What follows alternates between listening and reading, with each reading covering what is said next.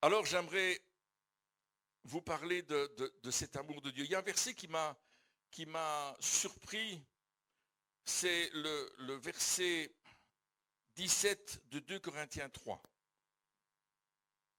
Et l'apôtre Paul qui écrit l'épître, la lettre aux Corinthiens, cette église qui était une église assez particulière, l'église de Corinthe, va parler dans ce verset de la présence de Dieu. Deuxième aux Corinthiens, chapitre 3, verset 17. Or le Seigneur, c'est l'Esprit. Et là où est l'Esprit du Seigneur, là est la liberté. Mais quand vous lisez tout le chapitre et le contexte de ce verset, nous comprenons mieux le verset 18, qui dit « Nous tous qui le visage découvert, contemplons comme dans un miroir la gloire du Seigneur. Nous sommes transformés en la même image de gloire en gloire, comme par le Seigneur l'Esprit. » Alors, là où est l'Esprit du Seigneur, là est la liberté. Et en travaillant ce verset, en le cherchant, en regardant un peu les différentes traductions, et notamment la traduction qui vient de l'araméen, on peut voir qu'il est écrit là où l'Esprit est Seigneur. Il y a la liberté, c'est-à-dire la libération de toutes les addictions possibles, de tous les péchés possibles, de tous les soucis qui peuvent nous écraser lorsque nous laissons l'Esprit de Dieu être le Seigneur de notre vie. Oh, dites Amen. C'est extraordinaire. Là où est l'Esprit du Seigneur, là où l'Esprit est Seigneur, nous sommes libres. Alléluia. Quand Jésus est venu nous sauver, il nous a sauvés esprit, âme et corps. Il n'a pas seulement sauvé notre esprit, mais il a sauvé tout notre être. Et quand le mot sauver en grec, c'est le mot sozo. J'interroge les élèves de l'école biblique. C'est le mot sozo qui veut dire sauver, mais pas seulement mon âme, mais encore plus que cela. Donc là où est l'Esprit du Seigneur, et là où le Seigneur, le Saint-Esprit est Seigneur, là où il conduit toutes choses, il y a la liberté. Et la liberté, ça veut dire pas de limite. Là où l'Esprit est Seigneur, il n'y a aucune limite à l'action de Dieu. Waouh! Dieu a créé l'univers. Et regardez ce que dit le prophète Jérémie au chapitre 32 et au verset 17. Jérémie dit ceci, « Ah Seigneur éternel, voici tu as fait les cieux et la terre par ta grande puissance et par ton bras étendu. Rien n'est étonnant de ta part. » Rien n'est étonnant de ta part. Le verset 27 du même chapitre dit, « Voici, et c'est Dieu qui parle, je suis l'Éternel, le Dieu de toute chair. Y a-t-il rien qui soit étonnant de ma part? » Et une autre traduction dit, « Est-ce qu'il n'y a rien qui soit difficile? Pour moi, rien n'est difficile, dit Dieu. » Alléluia. Il n'y a rien qui est trop difficile pour Dieu. Waouh! Attends, ça replace ta foi quelque part là. Là où l'Esprit est Seigneur, il n'y a rien qui est trop difficile. Et dans les évangiles, Jésus a dit à un certain moment, à l'homme c'est impossible, mais à Dieu tout est possible. Et puis il a dit ailleurs, tout est possible à celui qui croit. Alléluia. Et souvent je parle de la foi et j'en parlais encore hier dans le Zoom que nous avions avec le Burkina Faso. Le jour où les disciples ont demandé à Jésus, augmente-nous la foi, il n'aura pas dit je vais vous montrer comment on l'augmente. Il a dit si vous aviez la foi comme un grain de sénévé. La foi en quoi? La foi en Dieu. La foi en Dieu dans lequel il n'y a pas de limite. Je n'ai pas entendu d'amen. Hein? La foi dans un Dieu que tout est possible. La foi en un Dieu où rien n'est difficile. Rien n'est trop dur. Une autre traduction disait rien n'est trop dur pour Dieu. Alléluia. Tu as peut-être une situation qui est difficile.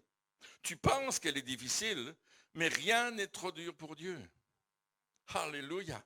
Il va dégager ton chemin. Il va ouvrir la route. Il va tracer une route devant toi. Pourquoi? Parce que Dieu est amour. Waouh! Dieu t'aime comme tu es. Il t'a aimé dès le commencement où tu es venu sur cette terre. Dès le premier jour où tu as poussé un cri. Ah! Tu es sorti du ventre de ta mère. Dieu t'aime. Et même dans le ventre de ta mère, il t'aimait. Il le dit à Jérémie. Dans le ventre de ta mère, moi je t'ai tissé.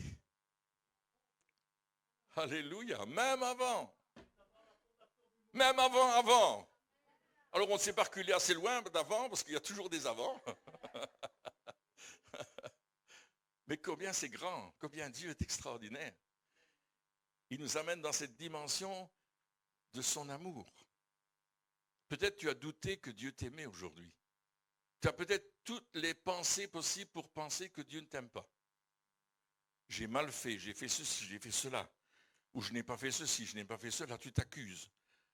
Mais Dieu n'est pas un Dieu qui accuse. Dieu n'est pas un Dieu qui reprend, qui empêche. Un Dieu qui va venir nous dire « Oh, c'est pas bien ce que tu fais, tu auras du martinet. » Il y en a qui ont eu du martinet quand ils étaient jeunes? Non, il n'y en a pas? Oh oui, hein? Je vois qu'il y a des enfants difficiles là. Vous pouvez baisser votre main. Ma grand-mère, elle prenait le martinet parce qu'on était, mon frère et moi, et mes deux cousins. Alors je ne vous dis pas 4 garçons. Elle disait attention martinet. Elle était très, très cool, ma grand-mère. Amen.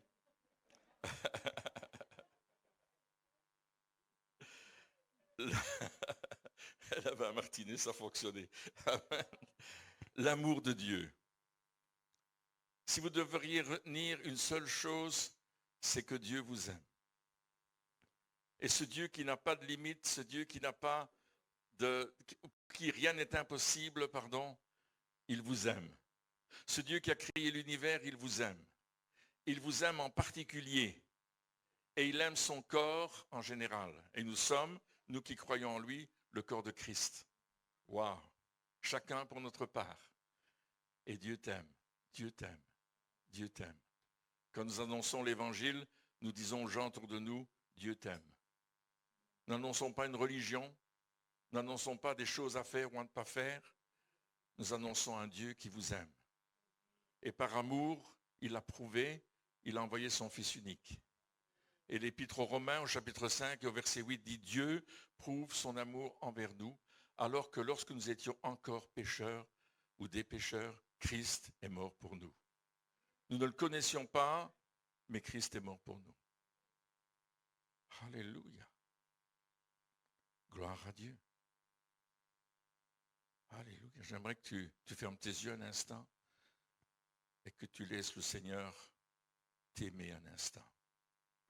Viens nous aimer, Seigneur. Viens nous faire sentir cet amour. Alléluia.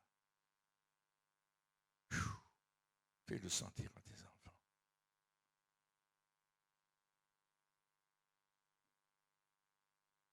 Alléluia. Merci, Seigneur. J'aimerais vous énumérer plusieurs bénédictions que Dieu a pour nous. On les connaît déjà, je ne fais que les rappeler, vous les savez, vous enfants de Dieu, et qui sont attachés à notre sozo, à notre salut. La première, c'est Éphésiens chapitre 1, verset 3, où il est écrit « Béni soit Dieu, le Père de notre Seigneur Jésus-Christ, qui nous a bénis d'une bénédiction. » Ah, je croyais que vous suiviez là. Qui nous a bénis de toute bénédiction spirituelle dans les lieux célestes. Alors c'est Éphésiens chapitre 1, verset 3. Pas verset 13, le verset 3, s'il vous plaît. Béni soit Dieu, le Père de notre Seigneur Jésus-Christ, qui nous a bénis de toutes sortes de bénédictions spirituelles dans les lieux célestes. Alléluia. Et Paul disait, dans Éphésiens chapitre 3, versets 4 à 6, il parlait de toutes les révélations. En les lisant, vous pouvez vous représenter l'intelligence que j'ai du mystère de Christ Il n'a pas été manifesté aux fils des hommes dans les autres générations, mais il a été révélé maintenant par l'Esprit aux saints apôtres et prophètes de Christ. Ce mystère, c'est que les païens sont co-héritiers, forment un même corps et participent à la même promesse en Jésus-Christ par l'Évangile. Wow. On a toutes les promesses de la Bible pour nous. Mes amis, la raison pour laquelle tu lis la Bible, la parole de Dieu, c'est que tu vas y découvrir les promesses de Dieu pour toi. On va y découvrir les promesses de Dieu pour le corps de Christ. On va y découvrir les promesses de Dieu pour notre avenir, pour notre destinée en tant qu'Église de Christ, épouse de Christ, corps de Christ. Pas individuel. Trop de personnes sont individuelles. Moi, moi, moi. C'est Jacques Dutronc qui chantait ça, n'est-ce pas, dans les années 60. Et moi, et moi, et moi. Vous vous souvenez de la chanson? Si vous êtes trop jeune, vous vous en souvenez pas, mais il le chantait. Et moi. Mais c'est pas moi qu'on doit dire, c'est nous. Parce que si un est béni, tous sont bénis. Si un est guéri, tous sont guéris. Si un est sauvé, tous sont sauvés. Je ne sais pas si vous comprenez ce que je suis en train de dire. Mais Dieu est en train de nous dire, il faut qu'on marche ensemble en tant que corps de Christ. Alléluia. Nous ne sommes pas l'église A, il n'y a pas l'église B là-bas et l'église C là. Non, nous sommes l'église du Christ dans la ville de Mons. Et notre présence dans cette ville apporte la bénédiction de Dieu. Notre présence dans cette ville contribue à l'épanouissement du royaume de Dieu, à l'élargissement du royaume de Dieu. Il contribue à la marche dans ce royaume de Dieu. Et pas seulement à Mons, mais aussi dans le Borinage, et pas seulement dans le Borinage, mais aussi dans la Belgique, et pas seulement dans la Belgique, mais jusqu'aux extrémités de la terre. Et je n'invente pas ces choses parce que Jésus a dit, allez jusqu'au bout du monde, et je suis avec vous jusqu'aux extrémités de la terre. Waouh! Quand tu es quelque part, tu es ambassadeur de Christ, tu es ambassadeur de ton église locale, tu es ambassadeur de l'église en général. Nous sommes bénis de toutes sortes de bénédictions spirituelles en Jésus-Christ. Et nous avons un libre accès, Hébreux chapitre 10, versets 19 à 22. Nous avons un accès dans le tabernacle éternel de Dieu.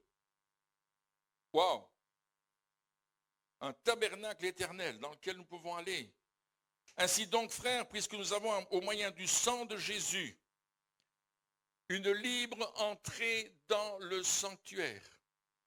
Si vous arrivez quelque part qui fait marquer entrée libre, qu'est-ce que vous faites? Vous entrez. Et ici, on a une entrée libre dans le sanctuaire par la route nouvelle et vivante qu'il a inaugurée pour nous au travers du voile, c'est-à-dire de sa chair. Et puisque nous avons un souverain sacrificateur établi sur la maison de Dieu, approchons-nous avec un cœur sincère dans la plénitude de la foi, c'est-à-dire sans douter une seule seconde. Les cœurs purifiés d'une mauvaise conscience, c'est-à-dire nos motivations sont justes, et le corps lavé d'une eau pure. Dieu nous dit, viens dans ma présence. Tu as un libre accès. Trop souvent, on met des interdits. Tu ne peux pas entrer parce que ceci ou parce que cela. Jésus, lorsqu'il est mort sur la croix, il a versé son sang.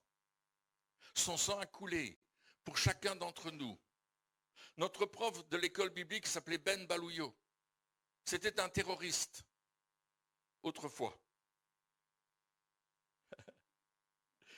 Il était arrêté aux Philippines. Il se battait contre le gouvernement. Il avait des idées à lui, enfin en tout cas de ce mouvement qu'il représentait. Il était armé. Il faisait des attentats, il faisait sauter des antennes de radio, il faisait sauter des postes de radio. Vous savez, des émetteurs radio. Et puis il s'est fait arrêter. Ne croyez pas en Dieu, cet homme. Tout ce qu'il croyait, c'était dans sa doctrine, dans sa manière de vivre. Et s'est fait mettre en prison. Mais pendant ce temps-là, son épouse a commencé à prier pour lui. Elle était dans un groupe de prière. Quelqu'un lui a dit, viens, on va prier avec toi, ton mari est en prison, on va prier pour lui, etc. Condamné à mort, condamné à vie à rester en prison. Soit on le tuait, soit on l'enfermait tout le temps. C'était les opposants au régime. Et là, dans la prison, alors que lui ne croit en rien, tout d'un coup, il voit la croix. Il voit Jésus mourir pour lui. Et Jésus le regarde. Et le sang de Christ tombe. Chaque goutte de sang pour chaque crime, chaque péché qu'il a accompli tombe là. Et sur le sol de sa prison, qui est en terre, n'est-ce pas? Il est prosterné devant Dieu, comme mort. Et Dieu est en train de lui parler. Dieu est en train de lui dire, je t'aime. Je suis mort pour toi, pour te sauver.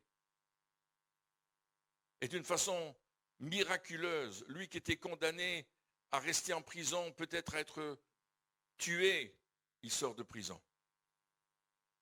On le libère. Et non seulement on le libère, mais on lui dit, reprenez votre chaire de professeur à l'université. Il enseignait le droit. C'était un avocat de formation. Donc je disais, il se trouve à l'université et il enseigne. Et puis il y a un de ses élèves qui dit, monsieur, vous n'êtes plus comme vous étiez autrefois. Il y a quelque chose qui s'est passé dans votre vie. Et il dit, et il raconte comment il a rencontré Jésus.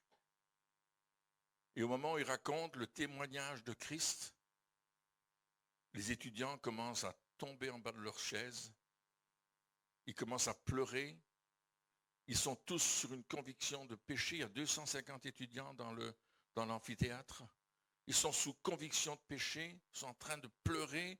Ils sont en train de... Et lui, il panique. Il dit, mais Seigneur, qu'est-ce que je fais? Qu'est-ce qui se passe? Il n'a jamais vu ça.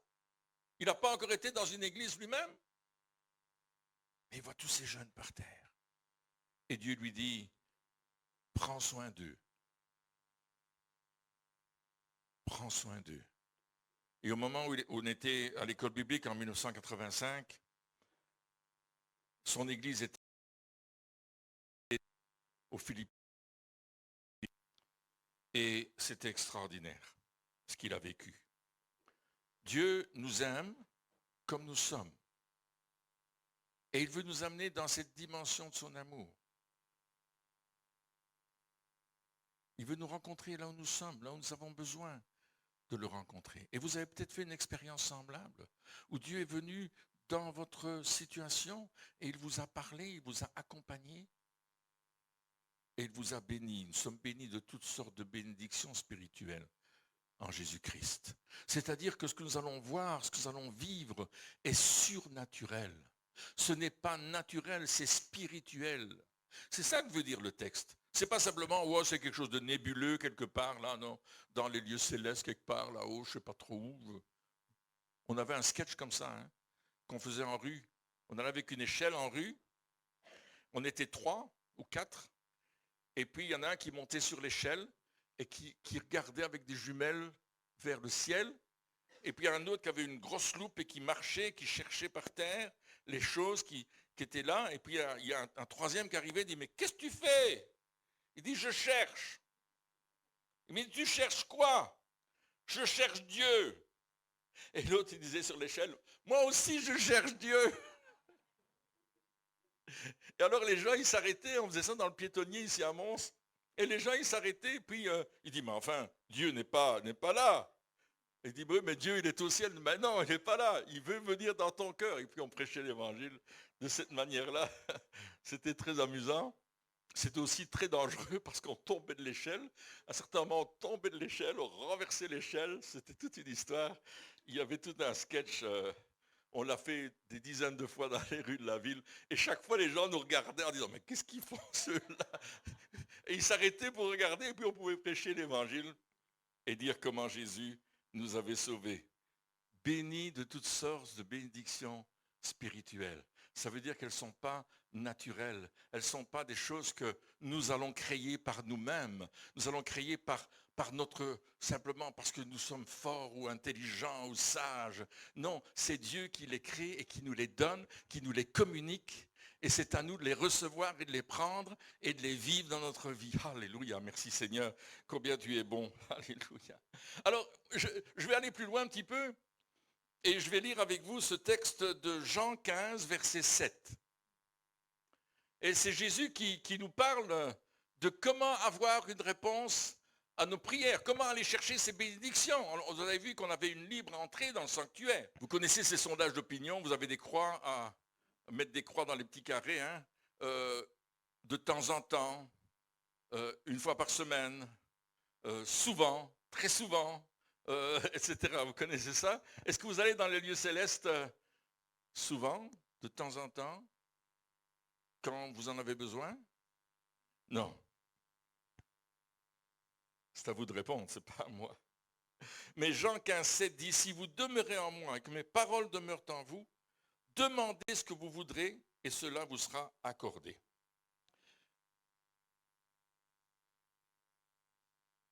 Précisons une chose.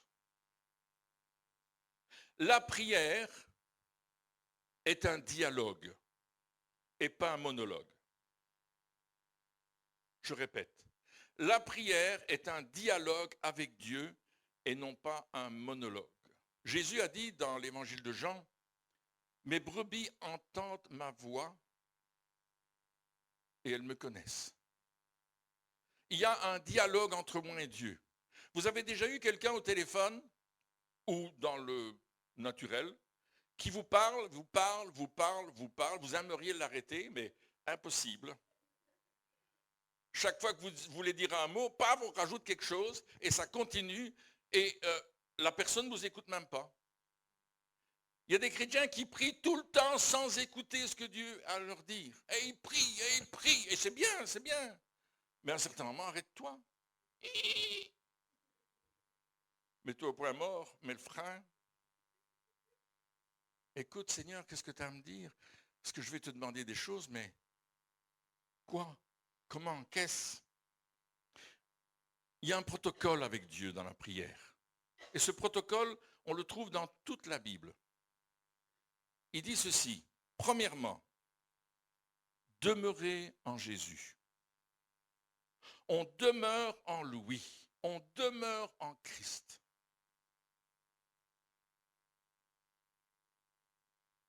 Deuxièmement, sa parole demeure en toi. Tu demeures en lui, c'est-à-dire tu as ta foi en lui, tu t'accroches à lui. C'est lui le principal de ta vie. Secondo, la parole de Dieu est dans ton cœur. Je serre ta parole dans mon cœur afin de ne pas pécher contre toi. Psaume 119, verset 11, je pense. La parole reste en toi. Et puis, troisièmement, tu demandes. 2 Chroniques 7, 14. Vous connaissez le passage par cœur. Si mon peuple, sur qui est invoqué mon nom, qu'est-ce qu'il fait? Non, il s'humilie, il prie, il cherche la face de Dieu, il se détourne des mauvaises voies. Ça, c'est la repentance. C'est la repentance, la métanoïa, c'est le changement d'attitude, c'est le changement de pensée, c'est mon changement face aux choses qui ont tordu ma vie. Il y a un protocole, s'humilier, prier, chercher sa face, se détourner de ses mauvaises voies, et Dieu dit, je l'exaucerai. Je l'exaucerai des cieux, où il y a toutes les bénédictions spirituelles. Je lui pardonnerai. On a besoin du pardon de Dieu. Tu as besoin du pardon de Dieu. Tu as besoin de savoir que tu es pardonné? Est-ce que tu es certain que tu es pardonné? Alors si je suis pardonné, c'est oublié. Parce que Dieu nous pardonne et il prend nos péchés, il les jette dans la mer de l'oubli et il a mis une pancarte pêche interdite. Il y a trop de gens qui rappellent les péchés des autres qui lui ont été confessés. Mais souviens-toi, tu m'as confessé tel péché que tu as fait autre. Mais Dieu m'a pardonné. Pourquoi tu me rappelles quelque chose qui a été effacé, qui n'existe plus? Pourquoi est-ce que tu reviens avec mes péchés passés, que tu les rappelles et que tu les dis aux autres? Mais tais-toi. Si tu t'es humilié devant Dieu, si tu as reçu le pardon de Dieu, ne les rappelle pas. Parce que Dieu nous pardonne et il nous guérit. Amen. Alléluia. Il nous exauce, il nous pardonne, il nous guérit. Protocole de Dieu. Amen. Dieu veut bénir son peuple. Nous devons rester dans cette dimension. À Dieu, rien n'est impossible. Là où l'Esprit du Seigneur, là où l'Esprit est Seigneur, il n'y a pas de limite à la puissance de Dieu. Il n'y a pas de limite à l'amour de Dieu. Les puissances des ténèbres n'ont pas droit d'entrer là où est le Seigneur. Ils n'ont pas le droit d'entrer dans le sanctuaire que Jésus a purifié par son sang. Alléluia. Ils n'ont pas le droit d'aller dans ce lieu. Ils n'ont pas le droit de venir au milieu de nous. Parce que nous sommes des enfants de Dieu, sanctifiés par le sang de Jésus. Et s'il y a une puissance qui veut venir, chassez-la au nom de Jésus. Vous avez l'autorité. Vous n'avez pas à avoir peur. Vous ne même pas crier. Vous allez dire quitte. Et vous pouvez même rire en la chassant. Parce qu'ils ont été vaincus, dépouillés de leur puissance. À Golgotha. Dieu a dépouillé les puissances. C'est la Bible qui le déclare. Est-ce que la Bible est la parole de Dieu? Est-ce que Dieu dit la vérité? Alors pourquoi est-ce que nous devons croire parfois des choses qui ne sont même pas dans la Bible? Nous sommes bénis de toutes sortes de bénédictions spirituelles dans les lieux célestes. Dieu veut que nous intercédions, mais il veut aussi que nous marchions d'une manière correcte. Psaume 1, versets 1, 2 et 3, qui nous dit « Heureux l'homme » ou la femme, ou l'être humain. Il n'est pas heureux le chien ou le chat. Ce matin, je regardais par la fenêtre et vous savez ce que j'ai vu? Un lapin. Un grand lapin blanc qui était en train de tondre ma pelouse. J'étais bien content parce que je ne l'ai pas tondu pendant 3 semaines. Alors, j'ai été chercher Christine qui était à la salle de bain. Il dit, il faut que tu viennes voir, il y a un lapin blanc dans la pelouse de devant. Elle est allée voir, il y avait un gros lapin blanc. Ouah. Bon, après, il a disparu. Il n'a pas tout mangé, c'est dommage. Je ne sais pas s'il était parti de chez lui, si les gens le mettent dehors, comme on mettait le chien dans le temps dehors. Vous vous souvenez, hein? Quand on était jeunes, on mettait nos chiens dehors, ils allaient courir sur la rue. Hein? Vous avez connu ça? Nous, on a connu ça. J'ai connu ça toute ma jeunesse. Hein? Les chiens dehors. Pourtant, j'habitais en ville. Hein? Mais ils revenaient à la maison, et les gens les connaissaient, ils allaient manger à gauche et à droite. Et ah, voilà le chien de Pierre qui arrive, allez, viens, j'ai quelque chose pour toi. Là, c'était un lapin. Comme dans la chanson ce matin, un chasseur. Voilà. Il y en a qui le connaissent. Voici ce qu'il dit, le psaume. Heureux l'homme qui ne marche pas selon le conseil des méchants. Tu ne marches pas en fonction de ces conseils-là. Ta vie n'est pas tracée par ces conseils-là. Qui ne s'arrête pas sur la voie des pécheurs pour écouter leurs histoires grivoises et méchantes. Et qui ne s'assied pas en compagnie des moqueurs. Il y a 3 positions. Marcher, s'asseoir, écouter ce qu'on dit. Merci. Mais notre plaisir est dans la loi de l'Éternel et nous la méditons jour et nuit. Si tu médites la parole régulièrement, si tu la lis, tu la médites, tu l'étudies, tu poses des questions quand tu ne comprends pas quelque chose, tu te poses des questions, tu les poses à Dieu d'abord. Parce que la parole se confirme par la parole. Amen. Tu ne peux pas tirer un verset en disant, tiens ça, je le sors du contexte. Et non, il est dans toute la parole. Amen. Et n'oubliez pas, nous sommes aujourd'hui dans une dimension qui est la dimension du Nouveau Testament. Jésus a changé des choses. Il nous a fait revenir dans quelque chose d'autre. On n'est plus sous la loi, on est dans la grâce. Vous voyez la différence?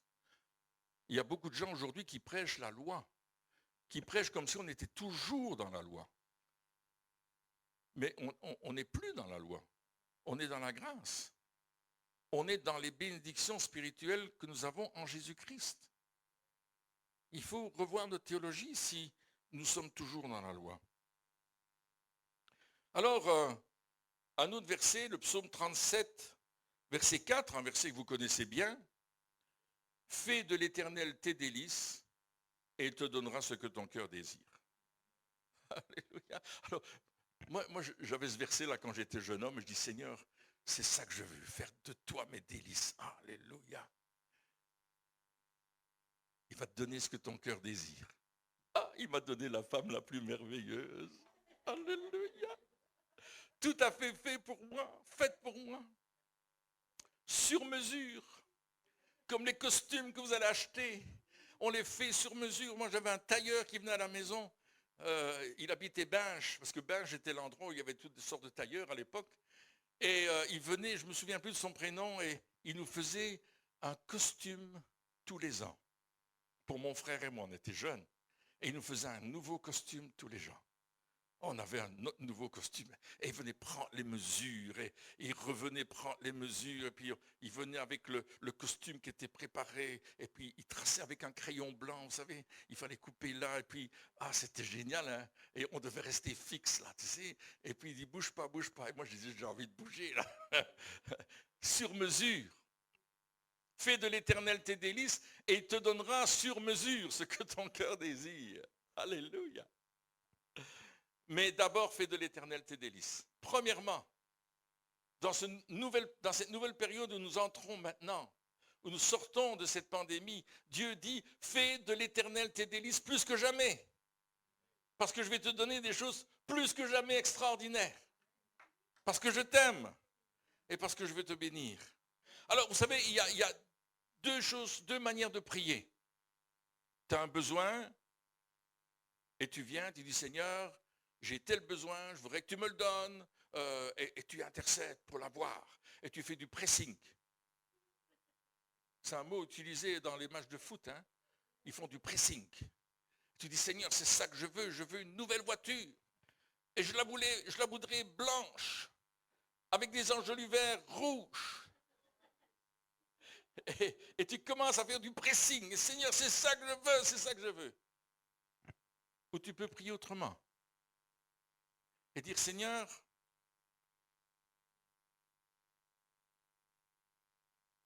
qu'est-ce que toi tu veux pour moi? Et croyez-moi, il a le meilleur. Alléluia. Il a le meilleur. Je priais là, j'étais dans les Cévennes, j'avais fait une intoxication chimique, parce que je travaillais dans la chimie à l'époque. Et je ne sais pas comment c'est arrivé, mais on avait des vapeurs de cyanure, de potassium, mais c'est pas très bon. Et puis, fait une intoxication, je suis tombé malade, pas possible, je me traînais, je ne pouvais plus me lever, c'était incroyable. Mais Dieu m'a restauré, miraculeusement. Et puis je suis allé prendre des vacances dans les Cévennes. Et là, j'étais bien là, et puis tout d'un coup, la question m'est posée, mais tu ne te maries pas? Je dis ça, je n'y ai pas pensé.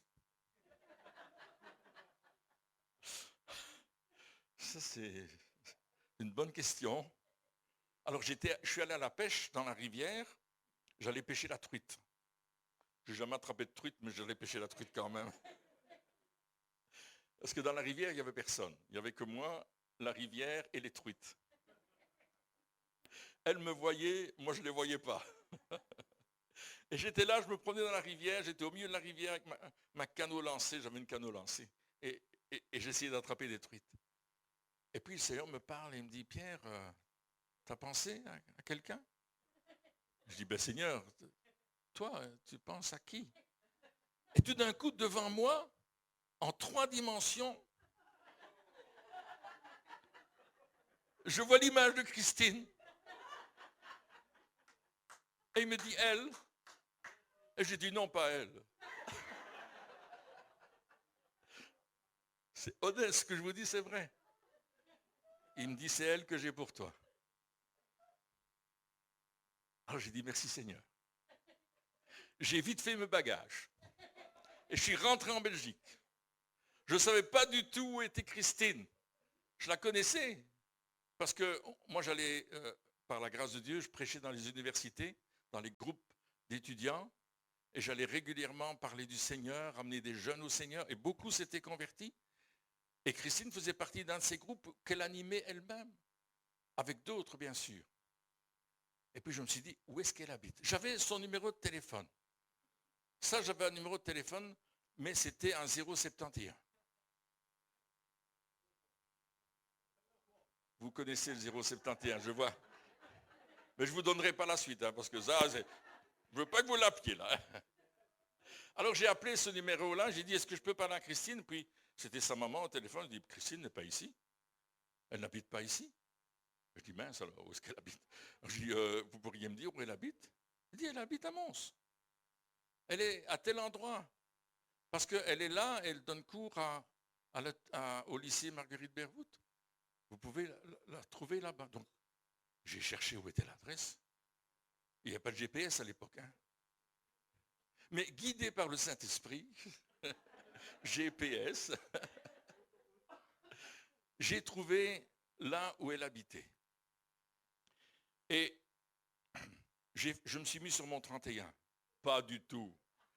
J'ai pris mon barca en kaki, ma capuche, j'ai été frappé à la porte de Christine. Elle est venue m'ouvrir, enfin quelqu'un est venu m'ouvrir parce que c'était dans une maison. Et je dis, Christine, je voudrais te parler. Elle me dit, bien sûr, on peut parler. Qu'est-ce que tu veux? Je dis, est-ce que tu veux m'épouser?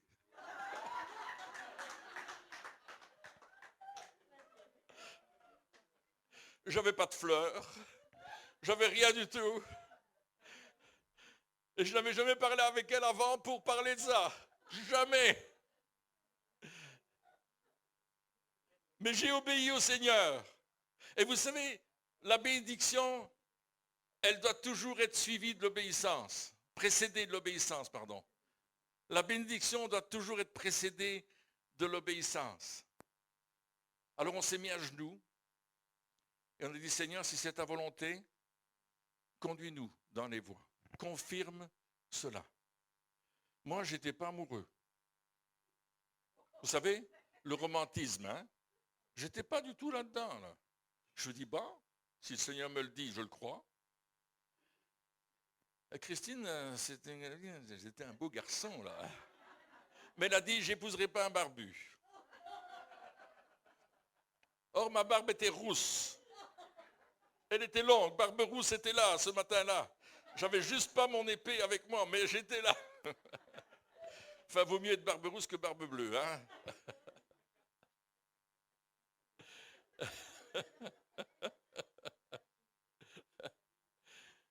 Et puis Dieu a confirmé d'une manière surnaturelle qu'on devait effectivement marcher notre vie ensemble.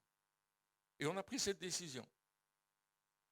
J'en ai parlé à mon pasteur. Première personne à qui j'en ai parlé, c'est à mon pasteur. J'ai trouvé mon pasteur. Je lui ai présenté Christine. Je lui ai dit, voilà, cette jeune fille-là, elle a dit, c'est bien. Ensuite, on a demandé confirmation. Et moi, j'ai été voir un de mes amis, pasteur, que je n'avais pas vu depuis une année. Ruben Quenon, pour ceux qui l'ont connu. Je suis allé voir Ruben, et je dis, Ruben, écoute, je voudrais te poser une question. Est-ce qu'on peut être amoureux sans avoir de sentiments? Et Ruben était derrière son bureau, et on parlait, on était copains depuis des années. Il me dit, Pierre, elle est grande, elle est blonde, elle joue de la guitare, elle s'appelle Christine. Je dis, ok, merci Seigneur, il m'a répondu, je ne lui ai même pas parlé de Christine, il savait, il avait vu dans l'esprit, c'était ça. Et Christine a eu sa confirmation d'une autre façon, mais allez lui demander, elle vous le racontera tout à l'heure. Et quelques mois plus tard, 6 mois plus tard, on s'est mariés, 6-7 mois plus tard, on s'est mariés. Et ça va faire 43 ans, au mois de juillet, que nous sommes mariés. Alléluia. Mais je pourrais dire comme Jacques Brel, souvent nous eûmes des orages, 43 ans d'amour, mais d'amour fort. Quel amour. Seigneur, je veux ça, je le veux absolument, mais toi, qu'est-ce que tu veux? Apprenons à prier selon la volonté de Dieu. Apprenons à être en connexion avec le sanctuaire céleste. Apprenons à être en connexion avec le cœur de Dieu. Apprenons à changer notre manière de faire. Alors, est-ce que c'est une manière délicate et... Non! Vous savez, moi, je fais du combat spirituel régulièrement. Je prends autorité sur les puissances, etc. Mais je dis, Seigneur, conduis-moi. Et je sais que quand je le fais, j'ai les anges qui sont avec moi. Je sais, j'ai un ange de chaque côté de moi qui est là, régulièrement. Elle me dit, mais Pierre, tu parles aux anges? Non, je ne parle pas aux anges, ils sont là. C'est eux qui me parlent. On était aux États-Unis, à un certain moment, il y avait une cérémonie là, et on m'installait comme apôtre dans le Rain. Et puis, voilà, la cérémonie se passe, et puis il y a un petit garçon qui est dans la voiture pour rentrer à la maison, et puis il dit à ses parents, et il était grand l'ange qui était derrière Pierre, hein? Et ses parents disent, t'as vu un ange? Il dit, oui, il était grand, jusqu'au plafond. Il était derrière lui avec une grande épée. Je l'ai vu là, qui dit. Et l'enfant raconte comment il a vu cet ange qui était derrière moi. Moi, je ne l'ai pas vu. J'ai senti l'onction, ça c'était vrai, mais je n'ai pas vu l'ange. Une autre fois, j'étais en train de prêcher, toujours dans ce camp que nous faisons aux États-Unis régulièrement, pas cette année-ci, ça vient de commencer maintenant, aujourd'hui. Et à un certain moment, il y a des gens que je connais comme étant prophètes, des amis qu'on connaît comme étant prophètes, prophétesses, des gens sérieux qui sont établis dans une église. Et elle a vu à un certain moment un ange au-dessus de moi qui déversait une casserole d'huile sur moi, un pot d'huile énorme. Et au moment où elle a vu ça, moi je suis commencé à tituber, j'ai commencé à rire, j'ai commencé à proclamer des choses que Dieu m'avait données. Il y avait un ange qui était là. C'était pas moi, c'était la bénédiction céleste qui était sur ma vie à ce moment-là. Non pas ta volonté, mais ma volonté. Et Jésus, dans Matthieu 26, 39, il est à Gethsémane. Et il dit, ayant fait quelques pas en avant, il se jeta sur sa face et pria ainsi, mon Père, s'il est possible que cette coupe s'éloigne de moi, toutefois, non pas ce que je veux, mais ce que tu veux. Et un peu plus tard, au verset 42, il dit, il s'éloigna une seconde fois, pria ainsi, mon Père, s'il n'est pas possible que cette coupe s'éloigne sans que je la boive, que ta volonté soit faite. Dieu veut nous surprendre. On voit l'exemple de Christ qui dit, non pas ce que je veux, mais ce que tu veux. Et croyez-moi, on est beaucoup plus certain de la réponse lorsque on prie, on intercède, on vit, on se comporte, non pas comme nous voulons, mais comme Dieu le veut. Il va nous donner des stratégies dans le combat spirituel. Il va donner des stratégies qui ne sont pas toujours les stratégies que nous faisons pour que nous remportions la victoire. Il va nous dire à un certain moment, fais comme ceci ou fais comme cela, prie comme ceci, prie contre telle puissance. Et si nous sommes dans cette écoute de Dieu, si nous voulons faire sa volonté, nous disons que ton règne vienne, que ta volonté soit faite sur la terre comme au ciel, nous disons, n'est-ce pas, le Notre Père. Matthieu chapitre 6. Nous le disons, ce Notre Père. Mais est-ce que vraiment nous entrons dans cette dimension? Mon ami Pierre Offet me racontait cette histoire. Il disait, j'étais en train d'intercéder, j'étais en train de prier. Et tout d'un coup, Dieu m'a dit, je vais te transporter dans un endroit où je veux que tu fasses quelque chose de particulier. Il a dit, Seigneur, je suis à ta disposition. Et l'Esprit l'a pris et il s'est retrouvé à Moscou, dans une rue principale. Et de chaque côté, il y avait des anges qui lui montraient le chemin. Et il est avancé jusqu'à un certain endroit. Il était dans le combat spirituel. Et là, il est arrivé, il y avait un énorme gouffre. Et il a dit, Seigneur, qu'est-ce que c'est? Il dit ça, c'est un lieu où les satanistes viennent prendre leur force. C'est là que les satanistes viennent faire des choses et je t'ai amené ici pour que tu bouches le trou. Voyez, on parle du combat spirituel. Alors lui, il est prophète, bien sûr, et c'est un prophète parmi les prophètes. Ce n'est pas quelqu'un qui a un don de prophétie, c'est quelqu'un qui a un ministère de prophète. Et il s'est retrouvé là. Et il a dit, comment je fais pour boucher le trou? C'est quoi ta stratégie pour boucher le trou? Et Dieu lui a dit, demande aux anges. Et les anges ont coulé comme une dalle de béton. Ce n'était pas une dalle de béton, c'était spirituel. Et ils ont bouché le trou.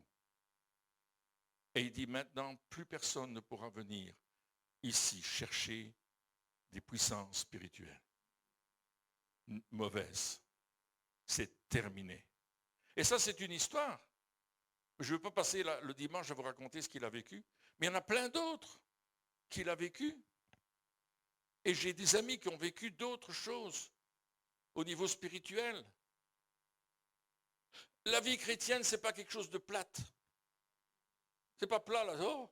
Oh, j'étais au culte, c'est bien. Bon. Non! Rentre dans cette dimension. C'est pour toi aussi. Rentre dans une dimension surnaturelle avec l'Esprit de Dieu. Là où l'Esprit est Seigneur. Là, il n'y a pas de limite, parce que Dieu n'a pas de limite. Et je ne parle pas des limites de tout ce qui est permis, n'est-ce pas? Je parle des limites avec Dieu. Dieu nous amène dans une dimension où il n'y a pas de limite. Peut-être ça vous est arrivé d'avoir un rêve où Dieu vous a parlé de quelque chose de précis. Et vous êtes dans votre rêve et puis vous agissez dans votre rêve. Ça vous est déjà arrivé? Vous faites quelque chose dans le rêve, vous passez quelque part. Et moi j'aime bien quand j'ai un rêve comme ça et que je deviens conscient dans mon rêve. Et je dis, Seigneur, où est-ce que je dois aller? Et puis le Seigneur dit, passe cette porte-là. Et puis je passe la porte. Et puis j'arrive dans des endroits, je dis, Seigneur, qu'est-ce que je fais là? Il me dit, voilà, là tu es en train de prier pour une personne. Et je vois la personne qui est là, que je connais. Je suis comme si j'étais dans sa maison. Et Dieu me dit, maintenant tu pries pour la personne. Et je fais ce que Dieu me demande de faire, naturellement. Et Dieu agit. Et plus tard, tu apprends que cette personne était là, dans un danger, et que tout d'un coup, elle était délivrée. D'une manière surnaturelle. Toi, tu as juste eu un rêve, et tu es rentré dans une dimension de ce rêve. Le Saint-Esprit est Seigneur, il t'amène là où il veut. Bien sûr, on doit rester biblique. Bien sûr, on doit rester fondé sur la parole de Dieu. J'ai mis ces fondements au début de mon message. Souvenez-vous. On doit rester dans le protocole de Dieu. Éphésiens chapitre 3, verset 20, dit ceci. Or à celui qui peut faire par la puissance qui agit en nous, infiniment au-delà de tout ce que nous demandons ou pensons. Une autre traduction. Ne doutez jamais du pouvoir puissant de Dieu d'œuvrer en vous et d'accomplir tout cela. Ne doutez jamais du pouvoir puissant de Dieu. Ne réduisons pas Dieu à notre dimension ou à la dimension de notre théologie. Parce que parfois notre théologie, elle limite Dieu, elle le limite. Oui, mais ça, il ne peut pas faire. Ça, on ne peut pas faire. Là, un tel a dit ceci ou un tel a dit cela. Il y avait cet homme qui était un serviteur de Dieu, une grosse église au Texas, professeur de l'école théologique la plus importante des États-Unis.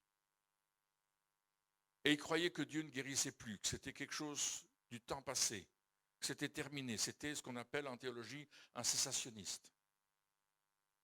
Il s'appelait Jack Hayford. Et Jack, à un certain moment, s'est dit, on va inviter quelqu'un qui vient des États-Unis, d'Angleterre, venir faire un séminaire sur la puissance de Dieu. Et l'homme qui venait, il a dit, on va la démontrer. Il dit, qu'est-ce que vous voulez dire par là? Il dit, bon, on va guérir les malades. Il dit, mais non, c'est plus possible. C'est fini ça. Il dit, comment tu dis c'est fini? Mais oui, tel théologien a dit, tel théologien a dit, tel théologien a dit. Il dit, et Dieu, qu'est-ce qu'il a dit? Il dit, t'as été voir dans ta Bible ce que Dieu a dit? Il dit, ben non. Il dit, ben voir. Et puis il est allé relire sa Bible. Il connaissait tous les théologiens. Hein. On peut en connaître beaucoup. Hein. Il y en a plein. Et puis il a dit, mais Dieu guérit les malades. Jésus guérit. Ah, tout d'un coup, il redécouvrait les évangiles. Et là, il s'est rendu compte que Dieu pouvait le faire et qu'il voulait le faire. Alors, ne doutez jamais du pouvoir puissant de Dieu d'œuvrer en vous et d'accomplir tout ce qu'il a promis. Il réalisera infiniment plus que votre plus grande demande. Il va faire plus que ce que tu lui demandes. Beaucoup, infiniment. Votre rêve le plus incroyable. Et dépassera votre imagination la plus folle. Oh oh. Et il les surpassera tous, car son pouvoir miraculeux vous dynamise constamment. Demeurez en Christ. Si vous demeurez en moi, que ma parole demeure en vous, tout est possible. Si vous demeurez en Christ, que Christ demeure en vous, tout est possible. Wow! Au-delà, infiniment au-delà de ce que tu peux penser, demander, croire. Infiniment au-delà. Avec Dieu, tout est possible. Il peut faire plus. Et il veut te donner le meilleur. Il veut te donner ce qu'il y a de mieux. Son plan pour toi est le meilleur. Laissons Dieu être Dieu et être tout-puissant. L'apôtre Paul dira dans 1 Corinthiens chapitre 2, versets 9 à 11. Mais comme il est écrit, ce sont des choses que l'œil n'a point vues, que l'oreille n'a pas entendues, et qui ne sont point montées au cœur de l'homme. Des choses que Dieu a préparées pour ceux qui l'aiment. Oh Seigneur, tu as préparé ces choses pour moi parce que tu m'aimes. Dieu nous les a révélées par l'Esprit. C'est l'Esprit de Dieu qui nous révèle ces choses. Des choses que l'œil n'a pas vues, que l'oreille n'a pas entendues. Attendez, je ne sais pas si vous comprenez ce que ça veut dire. Jusque maintenant, on ne les a pas comprises, on ne les a pas vues. Mais Dieu peut faire au-delà. Car l'Esprit sonde tout, même les profondeurs de Dieu. Lequel des hommes, en effet, connaît les choses de l'homme, si ce n'est l'Esprit de l'homme qui est en lui? De même, personne ne connaît les choses de Dieu, si ce n'est l'Esprit de Dieu. Alléluia. Ce sont des choses que Dieu a préparées avant la fondation du monde, on l'a dit tout à l'heure. Des choses que vous n'obtiendrez jamais si vous cochez la mauvaise case. Seigneur, je veux ça, je veux ça, je veux ça, je veux ça. Et plutôt de dire, Seigneur, qu'est-ce que tu veux? Il a le meilleur pour toi. Il a au-delà de ce que tu peux penser ou imaginer. Il va te donner plus. Et plus encore. Alors notre prière, ce serait, Seigneur, aide-moi à demander ce que tu veux. J'ai ma shopping list, là, je l'ai, mais qu'est-ce que tu veux? Quand vous priez pour quelqu'un qui vous a demandé la prière, dites, Seigneur, qu'est-ce que tu veux pour la personne? Qu'est-ce que tu veux pour lui, pour elle? Quand je prie pour les malades, je dis, Seigneur, j'ai prié pour la personne, me raconte sa maladie. Je ne comprends rien à ce qu'elle me dit. Je ne sais même pas où ça se trouve dans son corps. Parce que je ne suis pas médecin, je ne suis pas infirmier. Il y a des choses, oui, je sais quand même, la tête est là, ça je sais. Il n'y a pas de problème. Mais il y a des choses que je ne sais pas. Ils me disent le nom de la maladie, c'est tellement compliqué. Je ne comprends pas. Je ne sais pas que ça implique dans le corps de la personne. Parfois on le sait, hein, j'ai mal à la tête, on sait ce que ça veut dire, mais on ne sait pas d'où ça vient. Comme cet homme qui est venu vers moi, il m'a dit, pasteur, pouvez-vous prier pour mon estomac? J'ai des douleurs dans l'estomac. Terrible. Et j'ai dit, Seigneur, comment veux-tu que je prie? Il m'a dit, prie pour sa tête. Je lui ai posé les mains sur la tête. Et puis il est parti en se disant, heureusement qu'il n'est pas médecin, lui. Hein? Et qu'il ne fait pas des opérations, parce que l'estomac, c'est pas là. Mais le lendemain, cet homme était guéri de sa tête, pour laquelle il était malade depuis 10 ans, et pour lequel il prenait des médicaments qui lui détraquaient l'estomac. Moi, je ne savais pas. Je n'avais aucune notion de ce qu'il avait. Mais le Saint-Esprit m'a dit, prie pour sa tête. Et parfois, tu pries pour quelqu'un et le Saint-Esprit te dit, prie pour cette situation. Fais-le. Et l'homme est venu me retrouver le lendemain pour me dire, je suis complètement guéri de maux de tête que j'avais depuis 10 ans et pour lesquels je prenais tel et tel médicament. Alors, il m'a cité les médicaments, mais je n'y connais rien. Je ne savais même pas de quoi il s'agissait. Mais en tout cas, ça lui faisait mal l'estomac.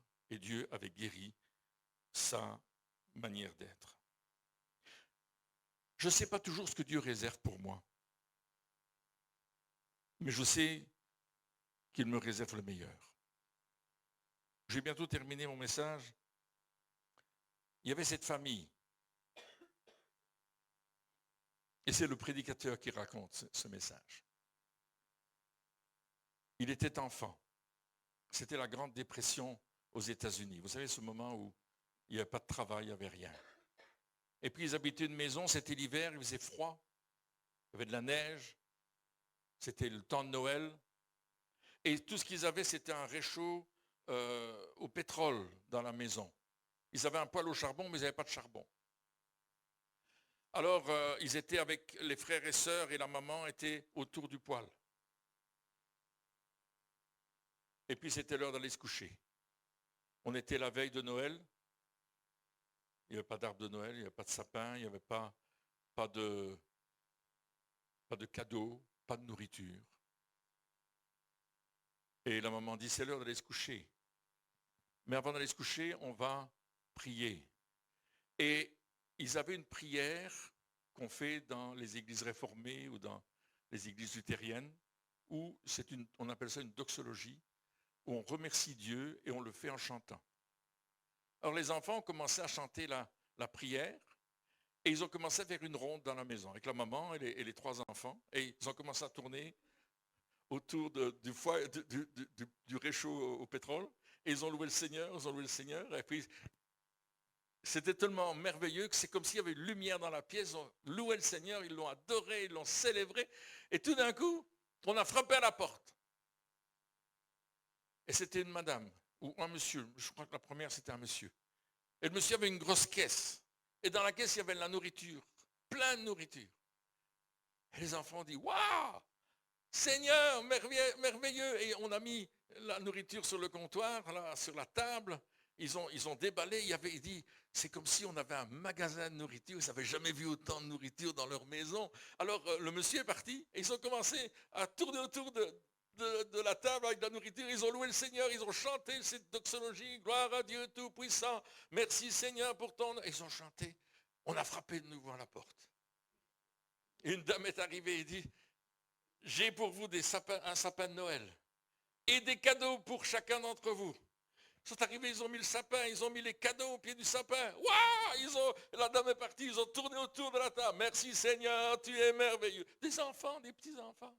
3e personne a frappé à la porte.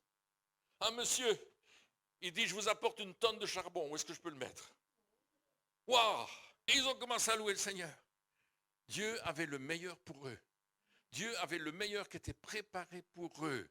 Si tu mets ta confiance en Dieu, comme ces petits-enfants et cette femme qui étaient dans la misère noire, ils ont commencé à louer Dieu, à le célébrer. Ils ont commencé non pas à regarder à leur misère, à leurs problèmes, à leur fardeau, mais ils ont commencé à regarder au Dieu Tout-Puissant, à celui qui pouvait tout faire.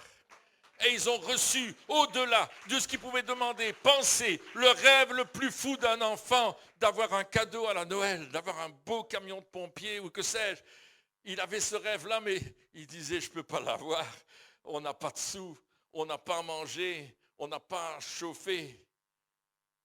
Mais Dieu a répondu à la foi des petits-enfants. Dieu a le meilleur pour chacun d'entre nous. Et quand nous sommes certains de cela, le stress, il tombe. Les angoisses, elles s'en vont. Les insomnies arrêtent. Parce que Seigneur, je te fais confiance. Je te fais confiance. Et je nourris ma foi avec la parole de Dieu. Et je termine avec ce texte de Proverbes, chapitre 2, verset 6, qui dit « Reconnais-le dans toutes tes voies, et il aplanira tes sentiers. Ne sois point sage à tes propres yeux. Crains l'Éternel et détourne-toi du mal. Ce sera la santé pour tes muscles et un rafraîchissement pour tes os. Et toute pression va quitter ta vie et tu vivras dans la volonté de Dieu. C'est ce que Dieu nous dit, c'est ce que Dieu nous demande. C'est ce que Dieu veut que nous ayons. Apprenons à rechercher sa volonté. Apprenons à dire Seigneur, non ce que je veux, mais ce que tu veux. Non comme je veux le faire, mais comme tu veux le faire. Donne-moi la sagesse, l'intelligence. Donne-moi la révélation. Je veux prendre ces bénédictions. Je veux les vivre, ces bénédictions. Et il va te les donner au moment où tu en as besoin. Et il va remplir ta vie. Parce que Dieu t'aime. Parce que Dieu, il a cet amour pour toi. Chacun d'entre nous. Il veut que nous soyons heureux, heureuses. Il veut que le corps de Christ soit dans la joie, dans le bonheur. Il veut que nous marchions toujours plus près de lui. Et que ce soit avec lui que les choses se passent. Nous allons juste prier. Pouvez-vous lever ce matin pour prier? Alléluia. Merci Seigneur d'avoir simplement pris ce temps de nous toucher ce matin. Tu es un Dieu tout-puissant, un Dieu extraordinaire, un Dieu extravagant, parce que tu vas au-delà de ce que nous pensons et de ce que nous croyons. Père, je veux prier que cette dimension de la foi, ce matin, cette dimension de la foi dans un Dieu sans limite, cette dimension de la foi que l'Esprit est Seigneur dans nos vies. Que cette dimension de faire au-delà de ce que nous pouvons rêver, du rêve le plus fou, soit au niveau de notre cœur ce matin. Père, je sais que tu as parlé à plusieurs et tu m'as soutenu pour pouvoir apporter ce message. Parce que nous sommes l'espoir de ce monde qui ne te connaît pas. Et si nous vivons dans le désespoir, comment pouvons-nous apporter l'espoir? Mais nous voulons apporter l'espoir. Tu es l'espoir de ce monde. Jésus, tu es le sauveur du monde et nous voulons témoigner de ton œuvre parfaite. Ce matin, Seigneur, nous sommes devant toi et nous t'honorons. Merci Saint-Esprit. Merci Saint-Esprit. Merci Saint-Esprit.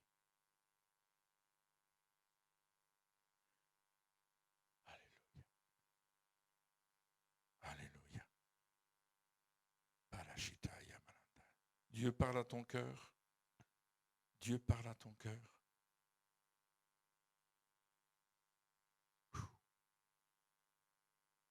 Il est en train de confirmer cette parole dans ton cœur.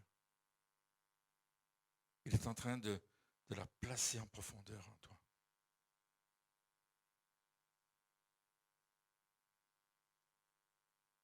Merci Seigneur. Merci Jésus. Amen. Amen. Amen. Vous pouvez vous asseoir. Quelle présence de Dieu ce matin. Alléluia.